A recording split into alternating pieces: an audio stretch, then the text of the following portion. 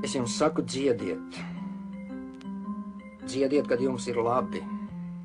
Bet visvairāk dziediet, kad jātiek pāri nejēdzībai. Dziediet acīs tam, kas jūs lamā. Gavilējiet savā pārākumā, kad jūs sit. Es to ļoti labi atceros. Es biju mazs puika un redzēju pa istabas logu kaimiņu māte sita savu dēlu. Viņš stāvēja pie kleitas stūra un dziedāja. Māte viņus sita ar tādu kā stību, kā slotas kātu, un viņš smējās un dziedāja. Viņas sita un viņš dziedāja. Viņa piegura un viņš dziedāja. Tad viņa nolaida rokas un viņš dziedāja, noglāstīja savus sadauzītos plecus un aizgāja dziedādams. Dziediet pārpildītos trolejbusos, nolādēt gribas savas dusmas izdziedāt.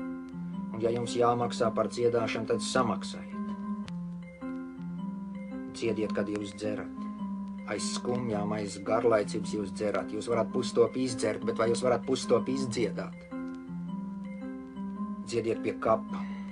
Ko jūs klusējat, dziediet. Viņš nedzird. Ne viņam.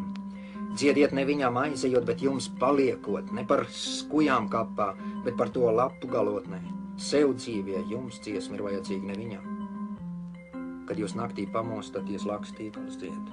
Redziet, arī naktī ir dziesma.